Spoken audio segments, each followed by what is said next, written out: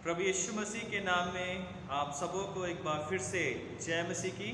परमेश्वर का हम धन्यवाद करते हैं कि परमेश्वर ने एक और हमें ये समय दिया, ये मौका दिया कि हम उसके पवित्र नाम की महिमा कर सकें। सच में हमारा परमेश्वर धन्य है, जीवित है और स्वर्ग में विराजमान परमेश्वर है, जिसने अपना पवित्र आत्मा हमें दिया है, जो हमारा सहायक है, जो हमेशा हमारे साथ रहता है। उसी परमेश्वर को हम एक बार फिर से धन्यवाद देते हैं आज के इस संडे के दिन 24 मई 2020 में, इस लॉकडाउन के समय में हम फिर से प्रभु का वचन बांटने के लिए, सुनने के लिए, सुनाने के लिए उपस्थित हैं। प्रभु का धन्यवाद हो। तो आज का जो थीम है लेक्शनरी के अनुसार, Christ ascension is sign of our glorious destiny. हमारी महिमापूर्ण नियति का चिन्ह प्रभु यीशु मसीह का स्वर्गारोहण है। जो प्रभु यीशु मसीह का स्वर्गारोहण है वो हमारे महिमापूर्ण अंत का या नियति का एक चिन्ह है। तो पिछले दिनों से हम जो है प्रभु के वचन पर मनन कर रहे हैं कि किस तरह पुनरुत्थान के बाद यीशु मसीह चेलों को दिखाई दिए, किस तरह उन्हें शांति प्रदान की, किस तरह से उन्होंने लास्ट संडे हमने मनन किया था कि पवित्र आत्मा की प्रतिज्ञा की कि मैं तुम्हें एक और सहायक भेजूंगा। तो उसके बाद हम देखते हैं कि जब यीशु मसीह को जी उठने के बाद 40 दिन हो गए और 40वें दिन जो है प्रभु यीशु मसीह जैतून नामक पहाड़ पर अपने चेलों के साथ और लगभग 120 लोगों के साथ एकत्रित हुए और उनके देखते देखते स्वर्ग में उठा लिए गए हैं। और यही जो है स्वर्गारोहण का दिन था और यही जो असेंशन का क्राइस्ट असेंशन डे था, जिसमें प्रभु यीशु मसीह अपने चेलों के सामने स्वर्ग में उठा लिए गए हैं। स्वर्गारोहण इतिहास की एक महत्वपूर्ण घटना है। स्वर्गारोहण संसार की एक अद्भुत घटना है, जिसमें प्रभु यीशु मसीह मुर्दों में से जी उठकर 40 दिन तक अपने चेलों के साथ रहे और 40वें दिन जो है वो अपने शिष्यों के सामने स्वर्ग पर उठा लिए गए। यीशु मसीह पृथ्वी पर जब आए थे तो एक नमर बालक के रूप में आए थे, एक छोटे से बच्चे के रूप में आए थे, लेकिन जब वो स्वर्ग में गए तो वो एक विजेता के रूप में, एक विजयी राजा के रूप में वापस अपने पिता के पास लौटे हैं। जब हम प्रेरितों के काम पढ़ते हैं, जो आज की रीडिंग्स हैं लेक्शनरी के अनुसार, प्रेरितों के काम उसका पहला अध्याय 9 से 14 और यूहन्ना की इंजील उसका 17वां अध्याय 1 से 11 और पहला पत्रस 4:12 से 19, और विशेषकर जो है आज हम यहाँ पर देखेंगे कि प्रेरितों के काम उसके पहले अध्याय और 9 से 14 में किस तरह से प्रभु यीशु मसीह को स्वर्ग पर उठा लिया गया है, यीशु मसीह का स्वर्गारोहण हुआ। तो मैं इसको आपके लिए पढ़ देता हूँ। यहाँ पर लिखा हुआ है कि यह कहकर वह उनके देखते देखते ऊपर उठा लिया गया और बादल ने उसे उनकी आंखों से छिपा लिया। और उसके जाते समय जब वे आकाश की ओर ताक रहे थे तो देखो 2 पुरुष श्वेत वस्त्र पहने हुए उनके पास आ खड़े हुए और कहने लगे, हे गलीली पुरुषों, तुम क्यों खड़े स्वर्ग की ओर देख रहे हो? यही यीशु जो तुम्हारे पास से स्वर्ग पर उठा लिया गया है, जिस रीति से तुमने उसे स्वर्ग को जाते देखा है, उसी रीति से वह फिर आएगा। तब वे जैतून नामक के पहाड़ से, जो यरूशलेम के निकट एक शबद के दिन की दूरी पर है, यरूशलेम को लौटे।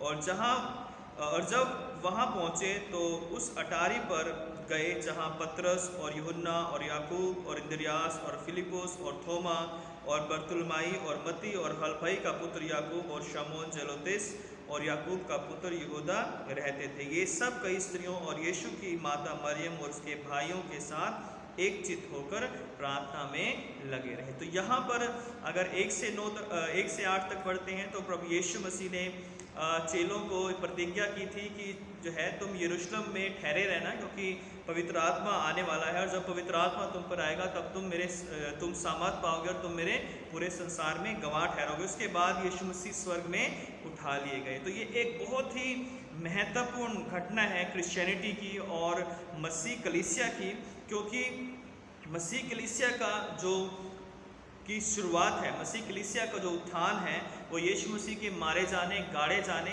और पुण्य जी उठने और उसके साथ साथ स्वर्गारोहण के ऊपर आधारित है। और इसके साथ ये भी कि जो प्रभु स्वर्ग में चला गया है वो वापस हम सब का न्याय करने के लिए एक दिन फिर से आने वाला है। यही हमारा विश्वास है। हम ऐसे प्रभु पर विश्वास करते हैं कि जो हमारे लिए जो है स्वर्ग में आज भी विराजमान है और वो वापस हमें लेने के लिए आने वाले हैं।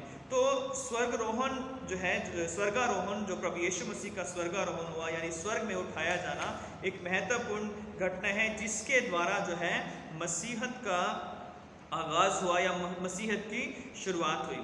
प्रभु यीशु मसीह जो है स्वर्गारोहण चुपचाप नहीं हुआ या कहीं छिपकर यीशु मसीह नहीं गए, बल्कि यीशु मसीह सबके सामने लगभग 120 लोगों के सामने स्वर्ग पर उठा लिए गए। तो स्वर्गारोहण जो है बड़ा ही महत्वपूर्ण है, मेरे और आपके लिए बड़ा इम्पोर्टेंट है।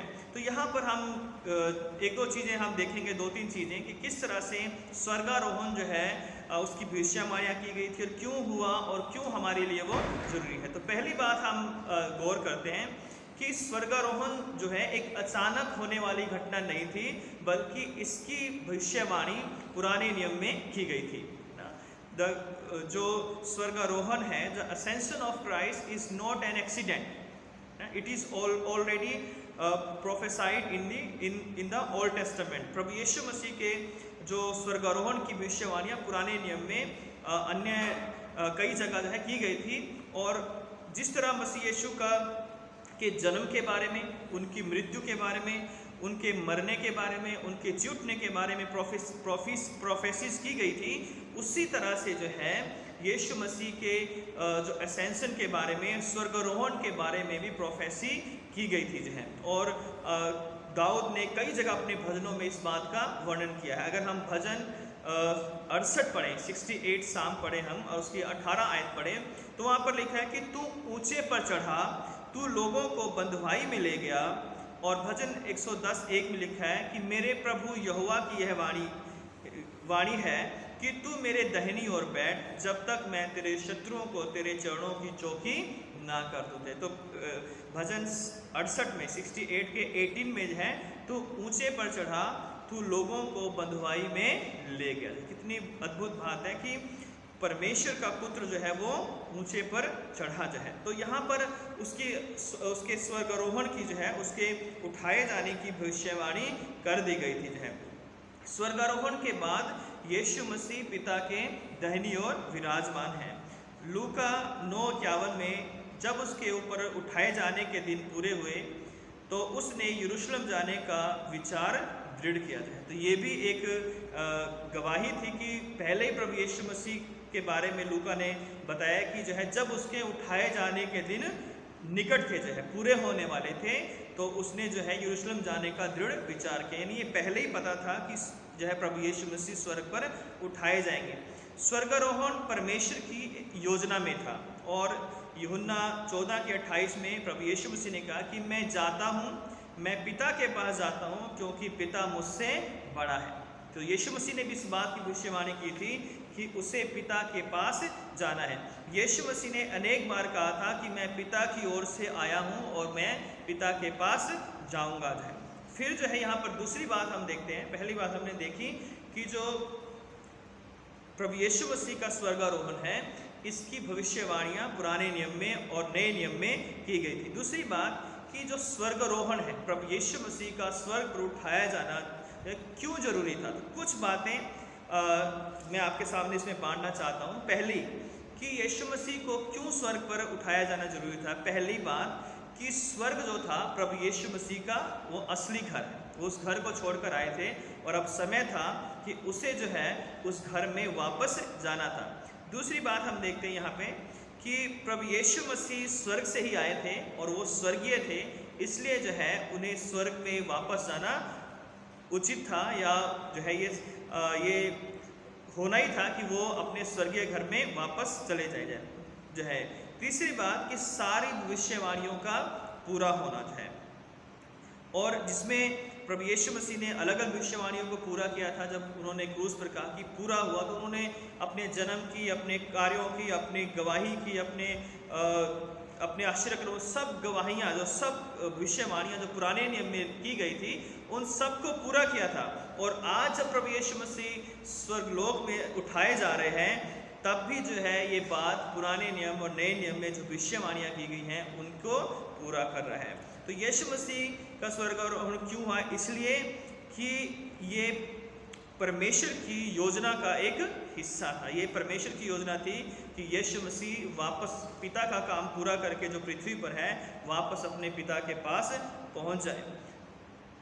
पांचवी बात कि पवित्र आत्मा की जो प्रतिज्ञा है वो स्वर्गारोहण के पश्चात ही जो है उसका पूरा होना जरूरी था। और प्रभु यीशु मसीह ने कहा कि मेरा जाना तुम्हारे लिए अच्छा है, क्योंकि मैं जब जाऊंगा तो पवित्र आत्मा तुम्हारे पास आएगा जो है। और प्रभु यीशु मसीह ने पवित्र आत्मा को सारे लोगों के लिए भेज दिया, वो सहायक उसने भेज दिया। उसने कहा था कि जो है परंतु यदि मैं जाऊंगा तो उसे तुम्हारे पास भेज दूंगा, यानी उस सहायक को, पवित्र आत्मा को मैं तुम्हारे पास भेज दूंगा। स्वर्गारोहण से विश्वासियों को एक नई आशा मिली कि वे भी एक दिन प्रभु यीशु मसीह के साथ स्वर्ग पर उठाए जाएंगे। अगर हम पहला थिस्सलुनीकियों 4:13 से 18 तक पढ़ेंगे तो वहाँ पे स्पष्ट लिखा हुआ है कि जैसा प्रभु यीशु मसीह मुर्दों में से जी उठे, हर एक विश्वासी मुर्दों में से जी उठेगा। आकाश में तुरियां फूंकी जाएंगी और हम बादलों पर प्रभु यीशु मसीह को देखेंगे और यीशु मसीह हमें बादलों पर हवा में मिलेंगे जो है, और तब हर एक आंसू पहुँच दिया जाएगा। तो प्रभु यीशु मसीह का स्वर्गारोहण इसलिए जरूरी था क्योंकि ये हर एक विश्वासी को एक नई आशा देता है। जो कोई प्रभु यीशु मसीह पर विश्वास करता है उसके लिए आशा है कि उसके लिए भी जो है एक दिन उसका भी स्वर्गारोहण होगा। स्वर्गारोहण इसलिए भी आवश्यक था ताकि यीशु हर विश्वासी के स्वर्गीय घर को तैयार कर सके। यूहन्ना 14:1-3 में हम देखते हैं कि प्रभु यीशु मसीह ने कहा था कि मैं पिता के पास जाता हूँ ताकि तुम्हारे लिए एक जगह को तैयार कर सको जो है। आठवीं बात हम देखते हैं कि यीशु मसीह पिता की महिमा के लिए स्वर्ग में गया जो है। उसने पृथ्वी पर पिता की महिमा की और अब समय था कि वो एक विजेता के रूप में पिता के पास पहुंचे और वहां पर भी परमेश्वर की महिमा करे। प्रभु यीशु मसीह का स्वर्गारोहण उसके अधिकार और उसकी सामर्थ्य को दर्शाता है। और आखिरी बात कि स्वर्गारोहण विश्वासियों के विश्वास को मजबूत करने के लिए भी आवश्यक था, क्योंकि चेले जो थे वो प्रभु यीशु मसीह की मृत्यु से घबराए हुए थे, निराश थे, हताश थे, और 40 दिन तक प्रभु यीशु मसीह ने उन्हें दृढ़ किया। अब यीशु मसीह जब जा रहे हैं तो चेलों को जो है फिर से अविश्वासी या फिर से उनके अंदर भय आने का एक चांस था कि फिर से वो डर कर अपने अपने कामों में लग जाए। लेकिन प्रभु ने उनके लिए 2 काम किए कि एक तो उन्हें कहा कि मैं तुम्हें पवित्र आत्मा दूंगा, और दूसरा काम ये किया कि उन्हें दिखाया कि जैसे मैं स्वर्ग में उठा लिया गया हूँ, एक दिन जो है विश्वासी लोग भी परमेश्वर के पास स्वर्ग में पहुँचाए जाएंगे। इसलिए जो है प्रभु यीशु मसीह का स्वर्गारोहण बहुत ही जरूरी था। तीसरी बात हम देखते हैं, पहली बात मैंने बताई कि प्रभु यीशु मसीह का जो स्वर्गारोहण था उसकी भविष्यवाणी, उसकी प्रोफेसीज जो थी ओल्ड टेस्टामेंट में, न्यू टेस्टामेंट में की गई थी। और सेकेंडली मैंने बताया कि स्वर्गारोहण क्यों जरूरी था, है ना। और थर्ड जो है जो मैं आपको बता रहा हूँ कि स्वर्गारोहण से हम सबको क्या मिला या हम सब ने क्या प्राप्त किया। तो प्रभु यीशु मसीह के स्वर्गारोहण से हर विश्वास करने वाले को आत्मिक दान प्राप्त हुए जो है। इफिसियों 4:8 में लिखा है कि वह ऊंचे पर चढ़ गया और बंधुआई को बांध ले गया और मनुष्य को दान दिए जो है ना। बंधुआई को, शैतान की बंधुआई को उसने तोड़ दिया, उसने बांध दिया और हम सब मनुष्यों को उसने दान दिए। यीशु मसीह के स्वर्गारोहण के बाद पवित्र आत्मा का दान सबसे पहले लोगों को मिला है। सबसे पहले 10वें दिन जो है चेलों ने पवित्र आत्मा का दान पाया, और वो पवित्र आत्मा ना केवल उन चेलों के साथ था बल्कि वो पवित्र आत्मा आज भी हमारे साथ है। जब हम परमेश्वर के वचन को पढ़ते हैं, जब हम उस पर विश्वास करते हैं, वो पवित्र आत्मा हमारे घर में, हमारे परिवार में, हमारे जीवन में आता है जब हम उसकी आज्ञाओं को मानते हैं। फिर जो है हम देखते हैं कि स्वर्गारोहण से हमने क्या पाया, पवित्र आत्मा पाया। दूसरी जगह कलीसिया की स्थापना में स्वर्गारोहण का बहुत ही महत्वपूर्ण योगदान है। क्योंकि चेलों को ये दृढ़ विश्वास हुआ कि यीशु मसीह मारे गए थे, गाड़े गए थे, वो 40 दिन हमारे साथ रहे और हमारी आंखों के सामने वो स्वर्ग पर उठा लिए गए। ये बात उनके हृदय में, उनके आत्मा में उतर गई कि यीशु मसीह जीवित परमेश्वर है और वही ऐसा परमेश्वर है जिसने जो कुछ कहा वो सब कुछ सच निकला।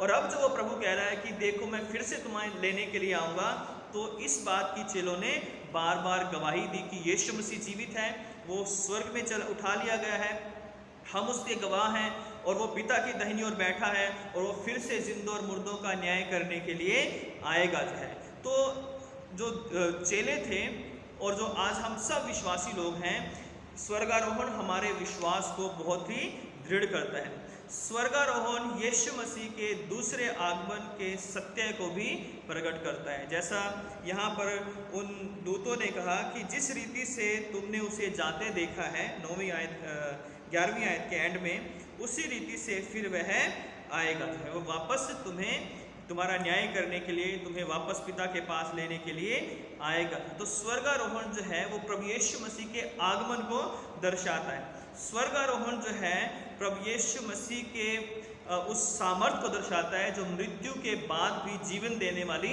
सामर्थ है। तो जिस तरह प्रभु यीशु मसीह जी उठकर स्वर्ग में उठा लिए गए, उसी तरह जब प्रभु यीशु मसीह ने कहा था कि पुनरुत्थान और जीवन मैं हूँ, जो कोई मुझ पर विश्वास करेगा वो नाश, अगर वो मर भी जाए तो भी वो जीवित रहेगा, वो कभी नाश नहीं होगा जो है। तो यहाँ पर इस बात को स्वर्गारोहण ने पुख्ता कर दिया या इसको मजबूत कर दिया, दृढ़ कर दिया कि जैसे प्रभु यीशु मसीह मुर्दों में से जी उठे, वैसे ही हर एक विश्वासी जो है वो मुर्दों में से जी उठाया जाएगा। तो आज हम ऐसे परमेश्वर की आराधना करते हैं, ऐसे प्रभु की हम प्रशंसा करते हैं जो जीवित है, जो हमारे लिए दुनिया में आया, हमारे लिए वो मारा गया, हमारे लिए गाड़ा गया, हमारे लिए तीसरे दिन मुर्दों से जी उठकर 40 दिन तक वो चेलों के साथ रहा और 40वें दिन वो स्वर्ग में उठा लिया गया। वो परमेश्वर आज भी जीवित है और वो उसका पवित्र आत्मा आज भी उन लोगों के, हम सब लोगों के साथ है। जब हम अपने आप को उसके अधीन करते हैं, उसकी आज्ञाओं को मानते हैं,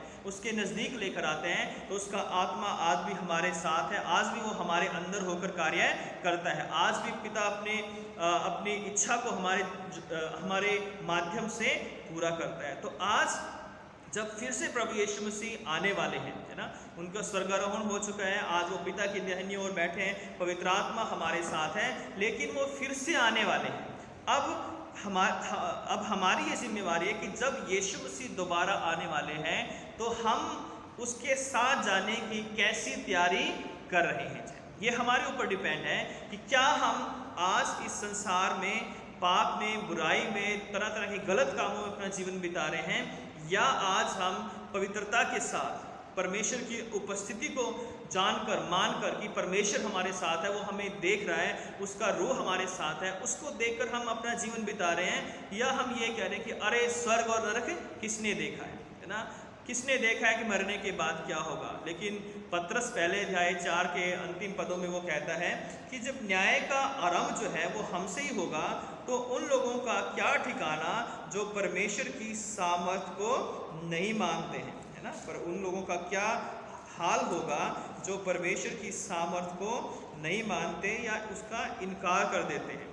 तो उनके लिए मैं एक वचन पढ़ना चाहता हूँ कि लिखा है 16वीं आयत में, पहला पत्रस 4:16 में, पर यदि मसीह होने के कारण दुख पाए तो लज्जित ना हो, पर इस बात के लिए परमेश्वर की महिमा करें, क्योंकि वह समय आ पहुंचा है कि पहले परमेश्वर के लोगों का न्याय किया जाए, और जब न्याय का आरंभ हम ही से होगा तो उनका क्या अंत होगा जो परमेश्वर के सुसमाचार को नहीं मानते। और यदि धर्मी व्यक्ति ही कठिनता से उद्धार पाएगा तो भक्तिहीन और पापी क्या ठिकाना। इसलिए जो परमेश्वर की इच्छा के अनुसार दुख उठाते हैं, वे भलाई करते हुए अपने प्राण को विश्वास योग्य सृजनहार के हाथ में सौंप दे। तो लेकिन 17वीं 18वीं जो आयत है वो कहती है कि जब न्याय का आरंभ हम ही से होगा तो उन लोगों का क्या ठिकाना होगा जो परमेश्वर की सामर्थ को, उसके पुनरुत्थान को, उसके स्वर्गारोहण को, उसकी सामर्थ को, उसकी आत्मा को, उसकी उपस्थिति को नहीं मानते हैं। तो अगर एक मसीह होने के नाते भी आज हम प्रभु यीशु मसीह की सामर्थ को नहीं मान रहे हैं, उसकी पवित्रता को नहीं मान रहे हैं, तो हमसे अभागा मनुष्य कोई भी नहीं होगा, क्योंकि प्रभु यीशु मसीह ने हमें बाइबल दी है, उसका वचन दिया है, उसके अपने लोग दिए हैं, उसने तरह तरह से हमें लोगों की गवाहियाँ हम सुनते हैं कि किस तरह परमेश्वर लोगों के जीवन में काम कर रहा है। सबसे बड़ा जो दान हमें मिला है पवित्र आत्मा के बाद, वो परमेश्वर का वचन है या ये कहें कि परमेश्वर का वचन पवित्र आत्मा के माध्यम से ही हमें दिया गया है। और परमेश्वर का वचन कहता है कि मैंने अपने नाम से बढ़कर इस अपने वचन को महिमा और आदर दिया है। तो आज हमें परमेश्वर के घर जाने के लिए, अनंत जीवन के वारिस होने के लिए परमेश्वर को जानना जरूरी है। यूहन्ना उसका 17वें अध्याय में हम पढ़ते हैं कि अनंत जीवन क्या है। अनंत जीवन यही है कि वो तुझ सच्चे परमेश्वर को जाने। This is eternal life that they may know you the only true God and Jesus Christ whom you have sent. है कि अनंत जीवन वही है कि तुझ अद्वितीय सच्चे परमेश्वर को जाने और यीशु मसीह को जिसे तूने भेजा है वो जाने। तो आज हम परमेश्वर को किस तरह से जानते हैं, है ना? क्या हमारा संबंध उसके साथ है या नहीं है? या हम जानते हैं कि बस वो हमारा प्रभु है लेकिन उसकी आज्ञाओं को हम नहीं मानते। यीशु मसीह ने कहा यदि तुम मेरी आज्ञाओं को मानोगे तभी तुम मेरे चेले ठहरोगे, जो है तभी तुम मेरे लोग ठहरोगे। अगर आज हम उसकी आज्ञाओं को नहीं मानते हैं, आज उसकी बातों को हमारे जीवन में नहीं हम पूरा करते हैं, तो प्रभु प्रभु करने से, जो है चर्च आने से या परमेश्वर के लिए गीत गाने से हम परमेश्वर के राज्य में दाखिल नहीं हो सकते। अगर हम उसका कहना नहीं मानते तो प्रभु का वचन कहता है कि जब तुम मेरा कहना नहीं मानते तो मुझे हे प्रभु क्यों कहते हैं। तो आज समय है कि जब सारा संसार के ऊपर संकट है तो हम अपने आप को दीन करके उस परमेश्वर की जो स्वर्ग में है और वो वापस आने वाला है, मेरे और आपका न्याय करने वाला है, वो हमें अपने साथ लेकर जाने वाला है, उसके अधीन हम हो जाएं, नम्रता के साथ उसकी शरण में आए, उसके चरणों में आ जाएं, क्योंकि कल क्या होगा हमें नहीं पता है। कल हम बचेंगे नहीं बचेंगे, कल हम जीवित रहेंगे नहीं रहेंगे, किसी को भी नहीं पता है ना। और आज के जो हालात हैं जिसमें हम देखें किस तरह से दुनिया में संकट है, परेशानी है, बीमारी है, लोग परेशान हैं, तो ऐसे हालात में परमेश्वर चाहता है कि हम जो जानने वाले हैं, है ना, जो हम मसीह को जानते हैं, हमारे लिए सबसे पहले ये है कि हम अपने आप को उसके आगे दीन और नम्र कर दें और उन लोगों को भी प्रभु के सिंहासन के पास प्रार्थना में लेकर आएं जिनको प्रभु यीशु मसीह के बारे में नहीं पता है। क्योंकि जब न्याय का आरंभ हमसे ही होगा तो उन लोगों का क्या ठिकाना जो परमेश्वर की सामर्थ को, उसकी शक्ति को, उसके अधिकार को नहीं मानते। तो प्रभु जो है इन वचनों के द्वारा आप सबों को आशीष दें, क्योंकि स्वर्गारोहण जो है वो प्रभु यीशु मसीह की महिमा को प्रकट करता है और इसकी भविष्यवाणियाँ की गई थी और ये होना बहुत ज़रूरी था, क्योंकि इसके द्वारा ही कलीसिया का निर्माण हुआ, चेलों के विश्वास में बढ़ोतरी हुई। और आज जो हम प्रभु यीशु मसीह के पीछे चलते हैं, उसके वचन को मानते हैं, उसका एक बहुत बड़ा रीज़न है कि प्रभु यीशु मसीह स्वर्ग में है, वो स्वर्गीय है और वो आज भी हमें देख रहे हैं। तो प्रभु जो है हमें अपना अनुग्रह दे, आप सबों को आशीषित करे, आप सब बच्चे बूढ़े जवानों को सुरक्षित रखे परमेश्वर, कि हम परमेश्वर के अनंत जीवन में शामिल हो सके। और अनंत जीवन में शामिल होने के लिए हमें उस अद्वितीय परमेश्वर को जानना और यीशु मसीह को जानना बहुत ही ज़रूरी है। यीशु मसीह के बारे में हम बहुत कुछ जान सकते हैं, लेकिन यीशु मसीह को पर्सनली अपना सेवियर, अपना उद्धारकर्ता भी हमें ग्रहण करके अपने जीवन को एक नई दिशा देनी है, एक नए रास्ते पर हमें चलना है। प्रभु इन वचनों के द्वारा आप सबों को बहुत आशीष दें। आइए हम अपनी आंखें बंद करेंगे और प्रार्थना करेंगे। प्यारे खुदावंद यीशु मसीह, एक बार फिर से हम आपके शुक्रगुजार हैं, आपका धन्यवाद करते हैं आपकी सारी आशीषों के लिए, अब तक जीवित रखने के लिए हम आपका धन्यवाद करते हैं। प्यारे खुदावंद, विशेषकर इस समय हम प्रार्थना करते हैं मेरे पिता परमेश्वर अपने सारे कलीसिया के लोगों के लिए, सारे मसीह भाई बहन के लिए, सारे पास्टर प्रचारकों के लिए, और पिता परमेश्वर सब लोगों को जो तेरे वचन को फैला रहे हैं उन सबों को आप आशीषित करें। इस समय अपने देश के लिए प्रार्थना करते हैं और विशेषकर डॉक्टर्स के लिए, नर्सेस के लिए और उन सब लोगों के लिए जो हेल्थ केयर में पिता अपनी सर्विसेज दे रहे हैं मेरे पिता, जो पुलिस डिपार्टमेंट में और वह अन्य सब लोग जो पिता परमेश्वर इस कोरोना से लड़ने के लिए पिता परमेश्वर अपना योगदान दे रहे हैं, वो लोग जो भूखों को रोटी खिला रहे हैं मेरे पिता, जो राशन बांट रहे हैं, उन सबको आप ब्लेस करें मेरे पिता। और विशेषकर हम उन मजदूरों के लिए प्रार्थना करते हैं जो सड़कों पर है मेरे पिता, उन सब पर रहम कर मेरे पिता परमेश्वर, उन्हें घर पहुंचने के लिए उनकी सहायता कर मेरे पिता। हमारी सरकारों पर दया कर ताकि अपने कार्य को और भी अच्छे से कर सके मेरे पिता परमेश्वर, ताकि प्रभु यीशु मसीह जो लोग हैं, जो मजदूर हैं, मजबूर हैं, वो लोग अपने घरों को पहुंचकर आपके नाम को धन्य कह सकें। हे मेरे पिता, आप सबके साथ दुखी होने वाले परमेश्वर है। जब मनुष्य दुखी होता है तो आप भी उसके दुखों में शामिल होते हैं। हे प्रभु, आप ऐसे हमारे महायाजक हैं, ऐसे हमारे प्रभु हैं जो हमारे दुख से आनंदित नहीं होते, बल्कि हमारे दुखों में आप हमारे साथ खड़े हैं मेरे पिता। हे प्रभु, मेरे भारत पर दया कर, मेरे लोगों पर दया कर मेरे पिता परमेश्वर।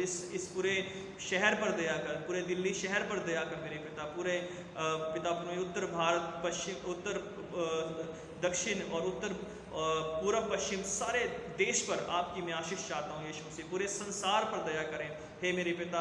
संसार में से इस कोरोना वायरस को आप जल्द से जल्द ख़त्म करें मेरे पिता। प्यारे खुदावन, इसकी जो वैक्सीन है जल्द से जल्द आज के ऐसा अनुग्रह करें मेरे पिता परमेश्वर। प्यारे खुदावन, अब तक आपने हमें जीवित रखा है, आपका धन्यवाद करते हैं। सच में एक बहुत बड़ा आश्चर्यकर्म है कि आज तक हम जीवित हैं और आपके वचन को बांट रहे हैं मेरे पिता। सब सुनने वालों को आप आशीषित करें, आपकी शांति, आपकी चंगाई, आपका जीवन उनके सबके जीवन में आए। जो लोग बीमार हैं आप उन्हें छू और चंगाई दें मेरे पिता। यीशु नासरी के नाम से जो लोग डिप्रेशन में हैं, जो लोग अशांति में हैं, घरों में अगर कलह हैं, लड़ाई झगड़े हैं, निराशा है, यीशु के नाम से सारी निराशा, सारे डिप्रेशन चला जाए और प्रभु का आनंद आपके परिवारों में आने पाए। धन्यवाद पिता प्रभु यीशु मसीह, आपने हमारी प्रार्थना को सुना है। यीशु मसीह के नाम से इस प्रार्थना को मांगते हैं, आमीन। आप सबों को जय मसीह की। प्रभु में आनंदित रहें, प्रभु में बने रहें और उसकी महिमा करते रहें और घर में रहें और सुरक्षित रहें। सबको जय मसीह की।